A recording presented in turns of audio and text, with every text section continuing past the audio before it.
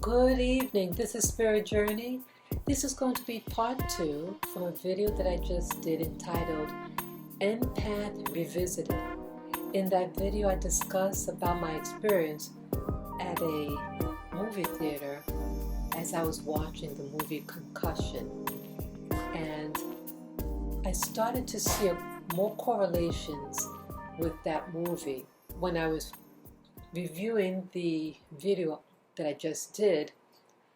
It sparked other impressions that I got, and I'm surprised that I didn't get it the first time, and so I want to discuss that further. Okay, in the movie Concussion, the doctor in the movie, he was examining doing the autopsies from these former football players. These were relatively young men. They were I think 50 years old, and others were in their mid-40s. And he had the compassion to go beyond what was really required of him.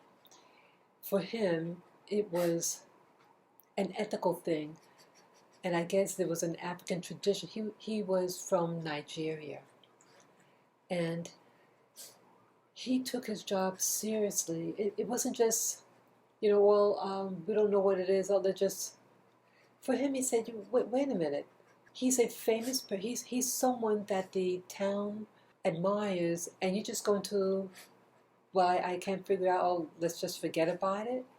He took it more serious. You would think that the other so-called Americans would have that compassion for one of their own. But here this so-called foreigner from Nigeria took that responsibility on his shoulders. He even paid for the testing to get it done. He discovered, this doctor, that these football players had a concussion, and the years and years of your head being banged in, it caused the brain to freeze up. It consumed itself.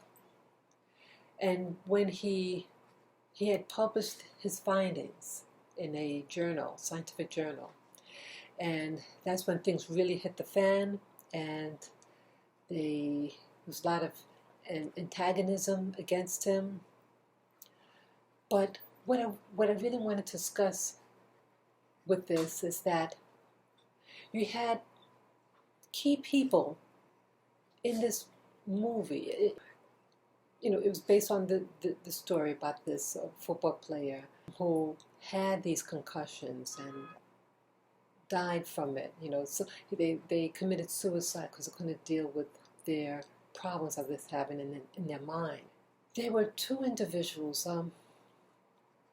One was he was a former football player, and he was, I think, running for mayor or something, and they all patted on his back, said, you did good and all that.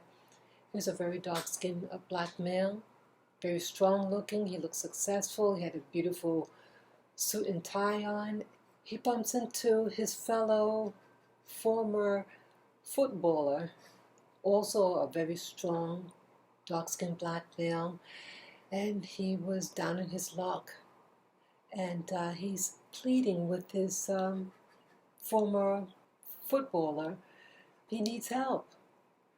And the man was very insensitive. He says, just get your act together. He storms out. That man that was begging for him for help, he eventually, at the end of the movie, he's the one that kills himself. He shot himself in the chest, in the heart, rather than the head, because he wrote a suicide note. He says, that doctor was right, that there's something wrong, there's something to this, and I'm killing myself, and I donate my brain to science for you to examine what's going on, because I know something's on. I think what I was, how do you say this? See, there was a lack of involvement. the former footballer who's now running for mayor or something in office, and on the surface everything seems okay, and he thinks by just let's just brush it under the rug. I got to where I am. I don't want anybody to mess up this.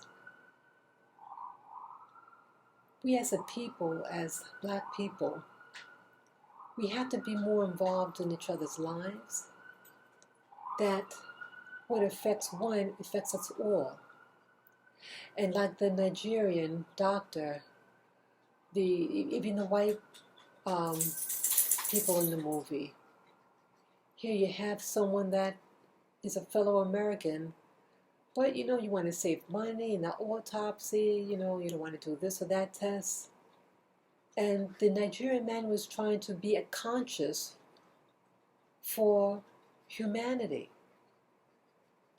And then there was another character in the movie. He was like, he worked in the office with the other football executives. And he was a younger guy, and he just seemed like a slick Willie type, and it's like, he just seemed to be more seemed selfish, very, he seemed immature. He is a Black male, and when the doctors, got his findings, don't you think that young Black man should have said something to his fellow brothers who are footballers, professional footballers? But he didn't. And in the movie, there was supposed to be a meeting, and they excluded the doctor from the meeting and had a white man in his place do it. So I thought on one level it was racist.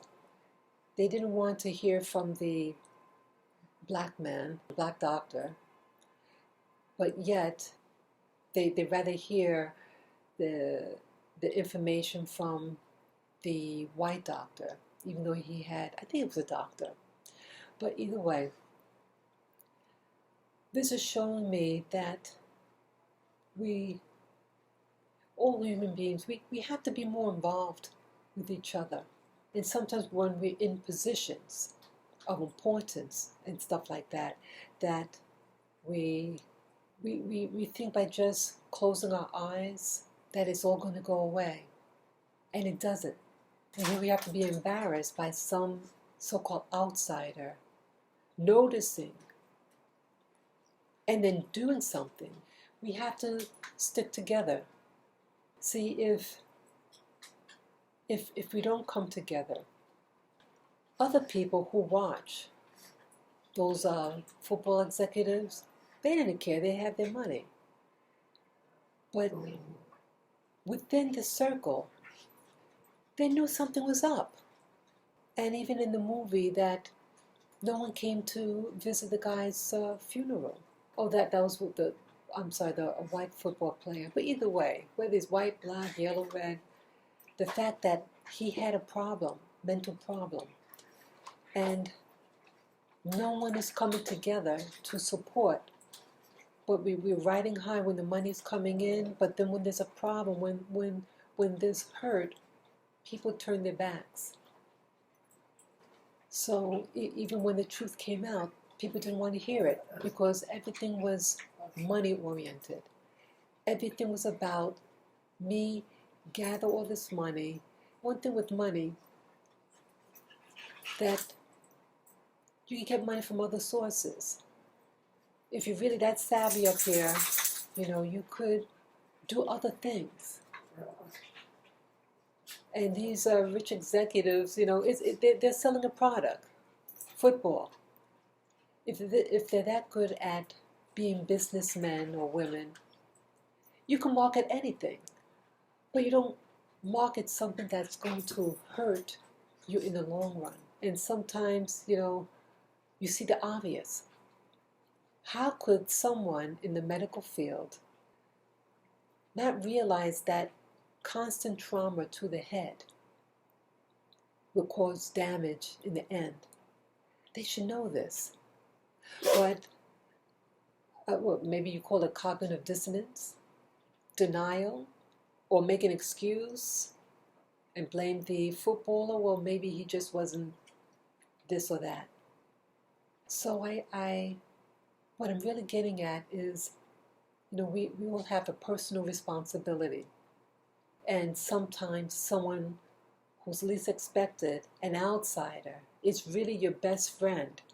And here, we as Americans, we as black people, white people, we get so self-consumed by materialism, and that we're willing to just turn our backs on the hurting.